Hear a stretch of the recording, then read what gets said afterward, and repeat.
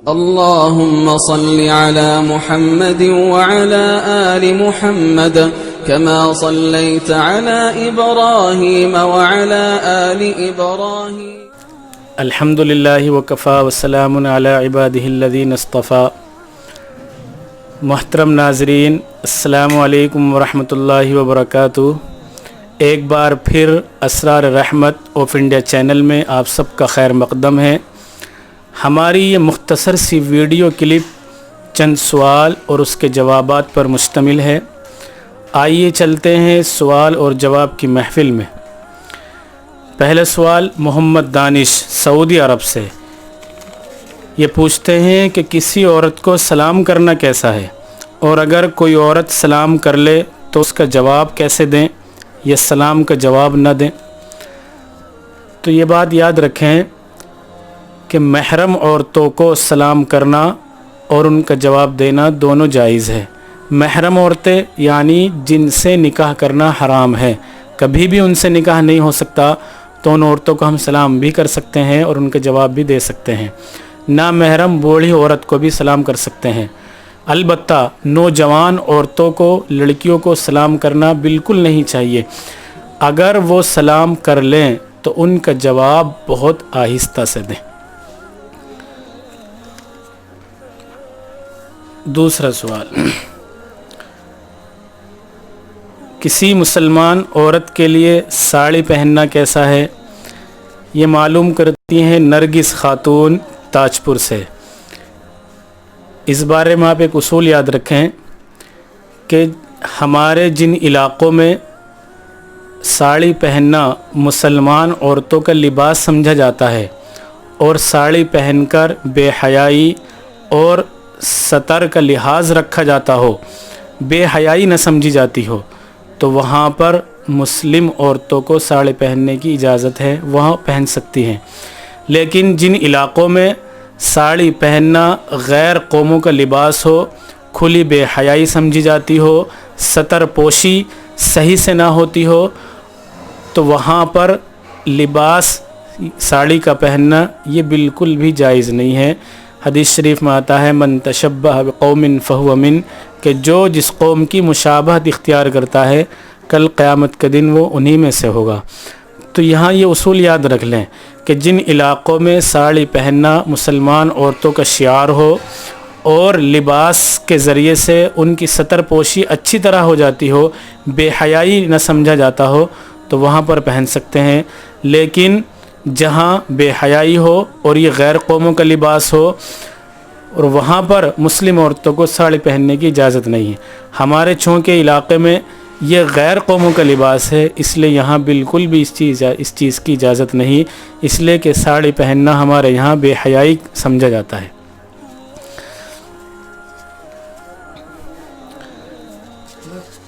تیسرا سوال ہے، کیا بیوی کے انتقال کے بعد شوہر بیوی کا چہرہ دیکھ سکتا ہے، کندھا دے سکتا ہے، اور کیا اس کو قبر میں اتار سکتا ہے؟ یہ ڈاکٹر کامل پوچھتے ہیں نور پور سے. دیکھیے، بیوی کے انتقال کے بعد شوہر اپنی بیوی کو ایک نظر دیکھ سکتا ہے، اس کی گنجائش ہے. اس کو کندھا بھی دے سکتا ہے، ساری زندگی کندھا دیا ہے تو مرنے کے بعد بھی اس کو کندھا دینا چاہیے. البتہ قبر میں اتارنے کا مسئلہ یہ اہم ہے. قبر میں بھی اتار سکتا ہے، لیکن اتارتے وقت اس کا خیال رکھے کہ شوہر کے ہاتھ اپنی بیوی کے جسم کو ٹچ نہ ہونے پائیں. اور یہ اس وقت ہے جب کہ محرم موجود نہ ہوں. اگر محرم موجود ہوں تو پھر چاہیے کہ محرم ہی عورت کو قبر میں اتارے. لیکن اگر محرم موجود ہیں تو پھر محرم ہی کو قبر میں اتارنا چاہیے. لیکن اگر سب نامحرم ہیں، محرم کوئی نہیں ہے، تو پھر شوہر ہی اپنی بیوی کو قبر میں اتار دے. یہ اس کا مسئلہ ہے. چوتھا سوال، فجر کے فرض سے پہلے کوئی نفل نماز مثلاً تحیۃ المسجد یا تحیۃ الوضو وغیرہ پڑھ سکتے ہیں یا نہیں؟ محمد عمران نور پور سے. اس مسئلے میں فجر اور عصر دونوں کا حکم الگ الگ ہے۔ فجر کا وقت شروع ہوتا ہے صبح صادق سے اور ختم ہوتا ہے سورج کے نکلنے کے اوپر۔ تو اس پورے وقت میں فجر کی 2 سنتوں کے علاوہ کوئی بھی نفل نماز نہ فجر کے فرض سے پہلے پڑھ سکتے ہیں اور نہ ہی فجر کے فرض کے بعد پڑھ سکتے ہیں، چاہے وہ تحیۃ الوضو ہو یا تحیۃ المسجد ہو۔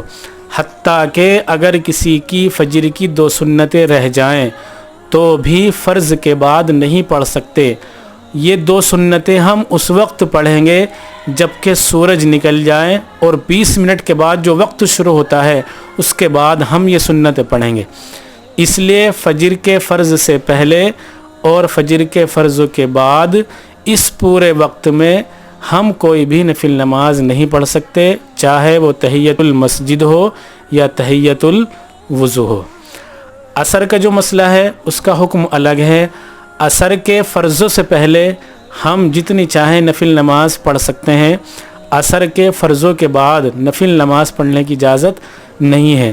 یہ مکروہ وقت شروع ہو جاتا ہے اور مکروہ وقت میں نفل نماز پڑھنے کی ممانعت ہے، اس لیے عصر کے فرضوں سے پہلے تو نفل نماز پڑھ سکتے ہیں، عصر کے فرضوں کے بعد نفل نماز پڑھنے سے بچیں۔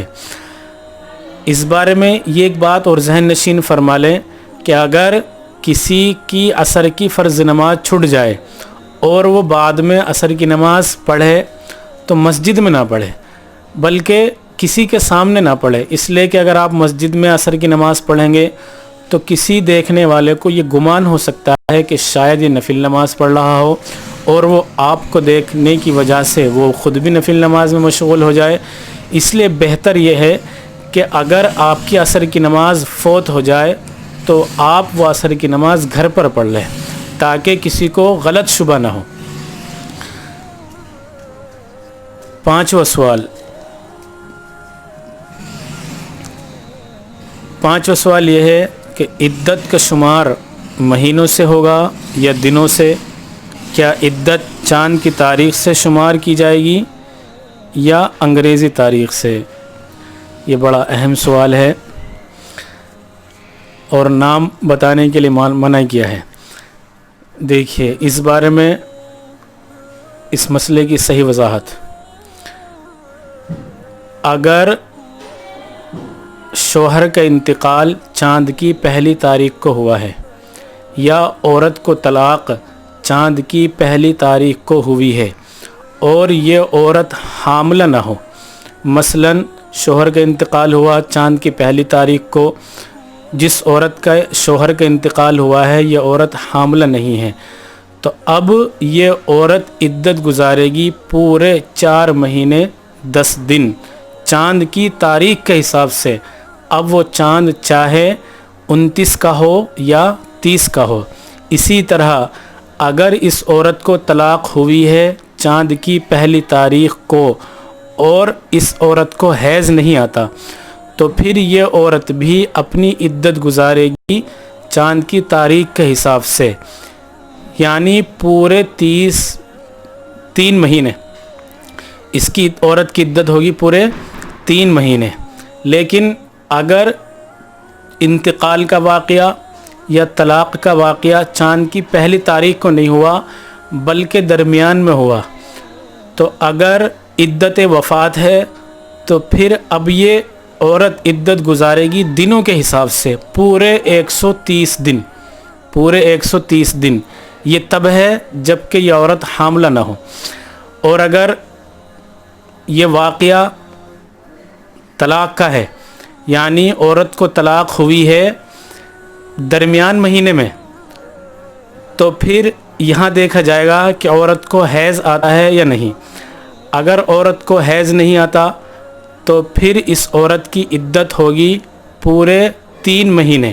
لیکن اگر اس عورت کو حیض آتا ہے، ماہواری آتی ہے، تو اب اس عورت کی جو عدت ہوگی وہ ہوگی 3 ماہواری۔ اس مسئلے کو اسکرین پر بھی لگا دیا گیا ہے، آپ اس مسئلے کو سمجھ لیں اور چاہے تو پڑھ بھی لیں، بڑا اہم مسئلہ ہے، اس لیے اس کا خیال رکھیں۔ اور یہ وہ مسائل ہیں جو روزمرہ ہماری زندگیوں میں پیش آتے رہتے ہیں۔